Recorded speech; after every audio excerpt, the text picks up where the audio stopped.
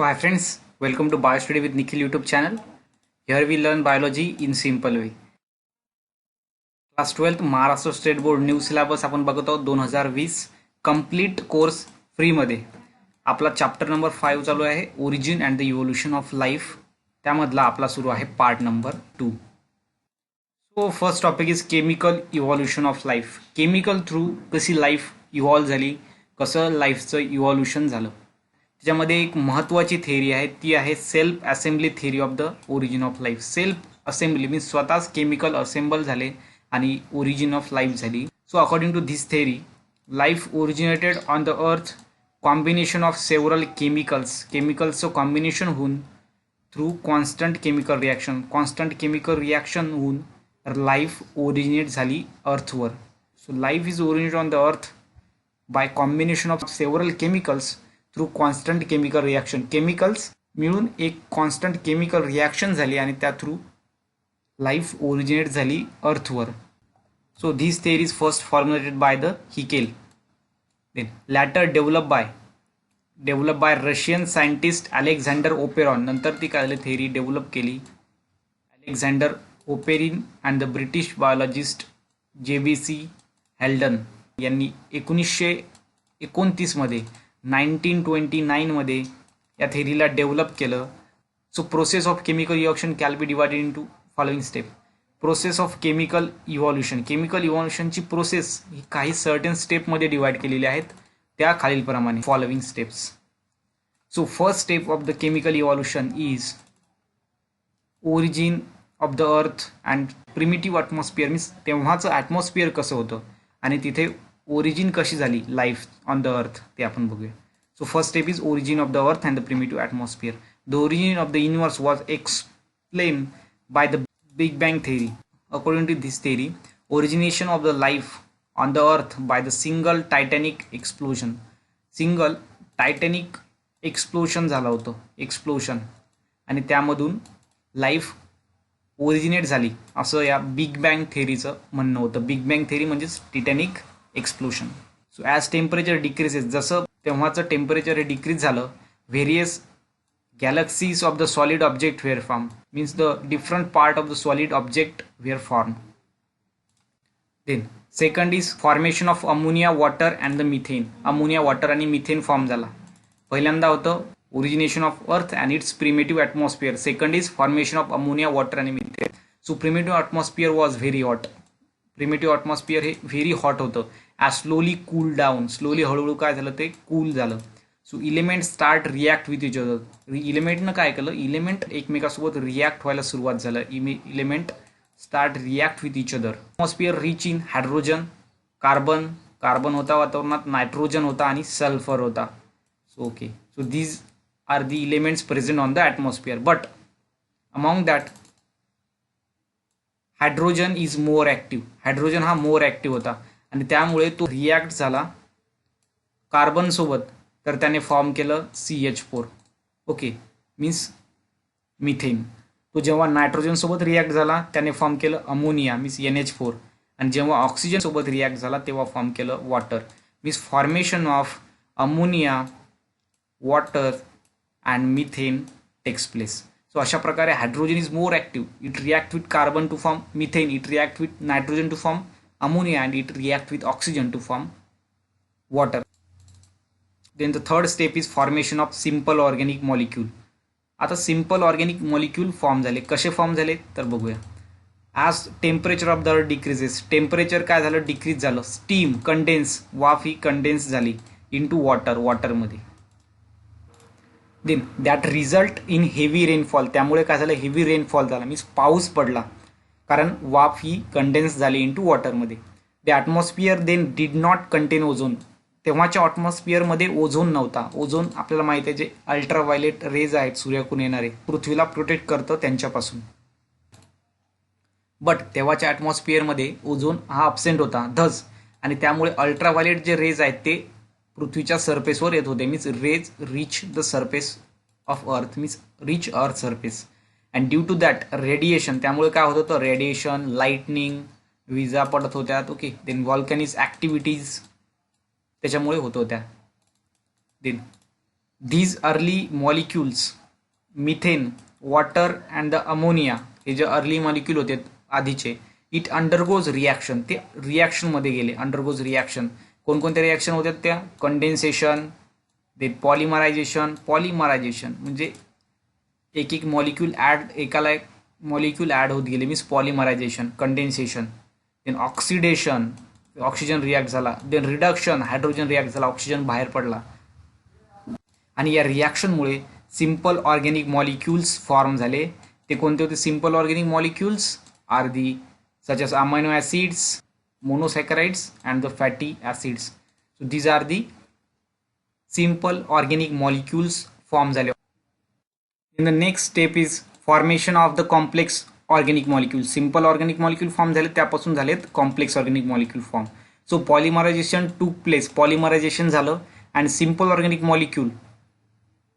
Aggregate to form complex organic molecule simple organic molecule हे aggregate झाले आणि त्यापासून बनलं complex organic molecule like polysaccharide means monosaccharide पासून पॉलिसायक्राइड फॉर्म झाला ते next polymerization of amino acid polymerization means amino acid एकाला एक लिंक केले मीन्स त्यालाच आपण म्हणतो पॉलिमरायझेशन फॉर्म प्रोटोप्रोटीन म्हणजे प्रोटीनच्या आधीची स्टेप त्याला म्हणतो आपण protoproteins and which later from protein आणि त्यानंतर त्याच्यापासून बनले प्रोटीन्स सो अमायनो ॲसिड एकाला एक लिंक केल्यामुळे पॉलिमरायझेशन झालं आणि त्यामुळे प्रोटोप्रोटीन्स झाले and which later from protein then formation of protein molecule on the earth is consider as the landmark on the earth जेव्हा प्रोटीन मॉलिक्यूल अर्थवर फॉर्म झाला त्याला आपण कन्सिडर करतो landmark in the origin of the life then the next step is formation of the nucleic acid simple organic कंपाऊंडपासून complex organic compound form झाले त्यानंतर formation of nucleic acid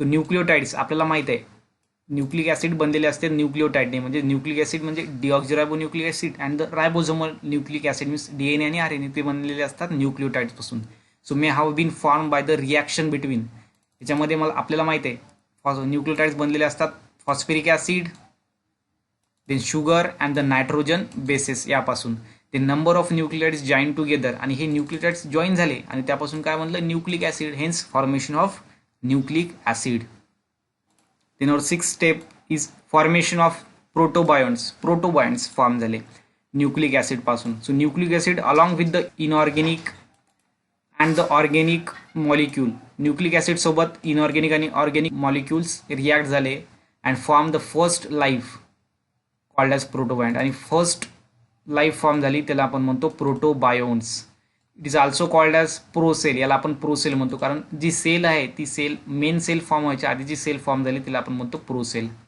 so protobionts are the form by the कोसर्वेशनमुळे form झाले coacervation म्हणजेच that is aggregation of the organic molecule aggregate झाले त्या प्रोसेसला आपण म्हणतो coacervation so Oparin called them coacervate म्हणून ओपॅरिनने त्या प्रोसेलला म्हणलं कोसर्वंट अँड सिडनी फॉक्सनं काय म्हटलं प्रोटेनॉइड्स अँड द मायक्रोस्पियर अशा प्रकारे procell protobionts coacervates microspheres are the name of procell then the last is formation of first cell पहिली सेल फॉर्म झाली आपल्याला माहिती आहे 6 नंबरच्या स्टेपमध्ये न्यूक्लिक ॲसिड फॉर्म झाले and when RNA and the DNA develop within the protocell म्हणजे first cell form होण्याच्या आधी जी सेल फॉर्म झाली त्याला आपण म्हणतो प्रोटोसेल त्या प्रोटोसेलमध्ये डेव्हलप झाले DNA आणि RNA and they looks like bacteria आणि ते बॅक्टेरियासारखे दिसू लागले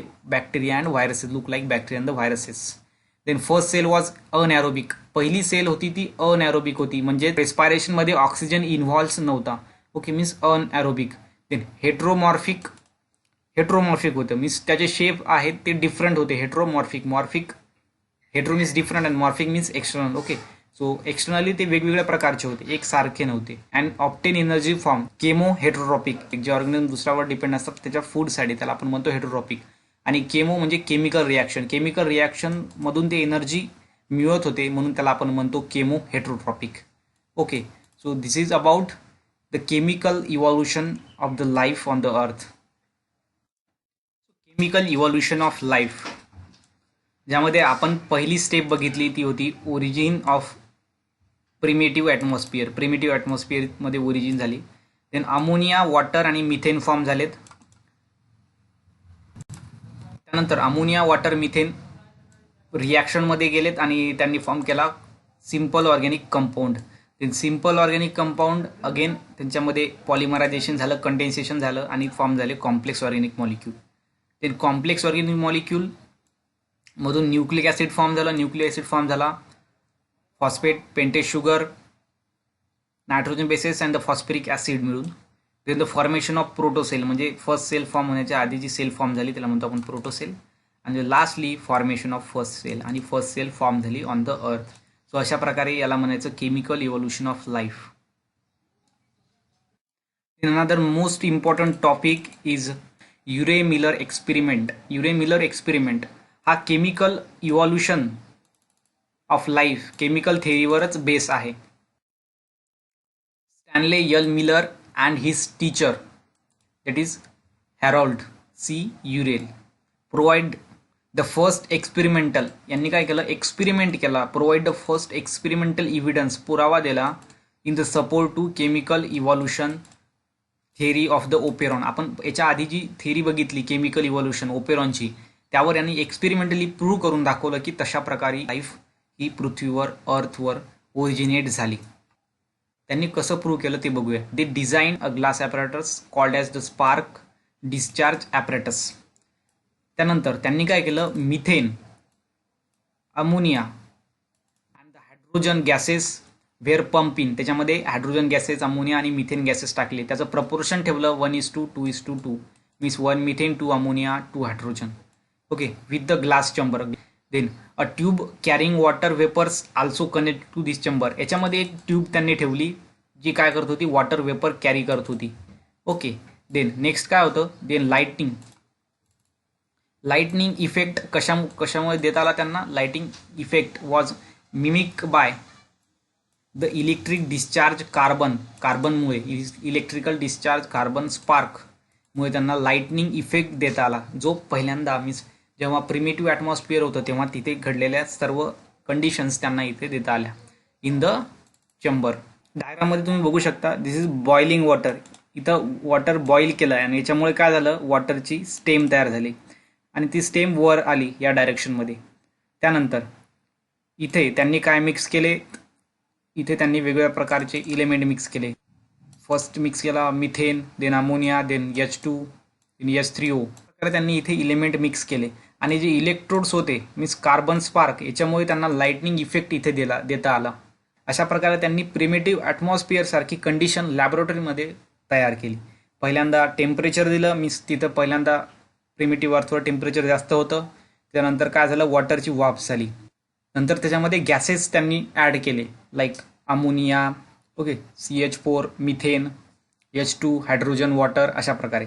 देन त्यांनी काय केलं, कंडेन्सेशन केलं, कंडेन्सर लावलं तिथं, कंडेन्सर, ज्याच्यामुळे काय झालं, ती जे हॉट होतं ते कूल डाऊन झालं आणि त्याच्यासाठी त्यांनी वॉटर यूज केलं, water out and water in.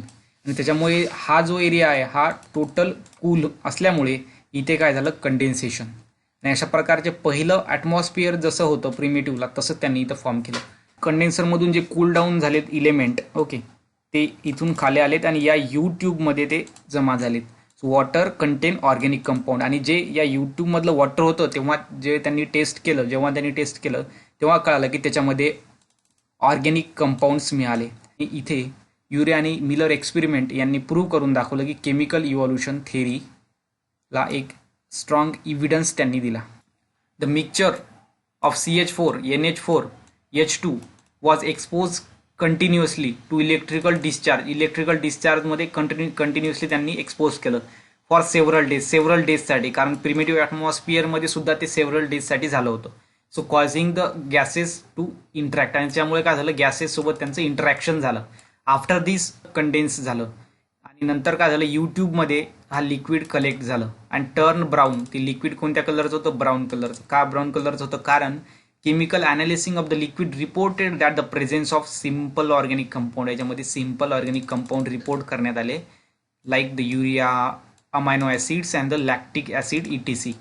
So these experiments strongly support that the simple molecule present in the early atmosphere. कशा प्रकारे सिम्पल ऑर्गॅनिक कंपाऊंड हे ॲटमॉस्फिअर तयार झाले यांनी, आणि जे सिम्पल ऑर्गॅनिक कंपाऊंड होते ते अगेन कंबाईन झाले एकमेकासोबत आणि फॉर्म केलं त्यांनी complex organic compound, and which is the building block of the life. आणि हे बिल्डिंग ब्लॉक होतं लाईफ फॉर्म करण्याचं, मीन्स लाईफ याच्यापासून तयार झाली. हे मोस्ट इम्पॉर्टंट फॅक्टर होतं, building block of the life. This is about the chemical evolution of the life and the Urey-Miller experiment. So thanks for watching Biostudy with Nikhil YouTube channel. Please like and subscribe to our channel. Thank you so much.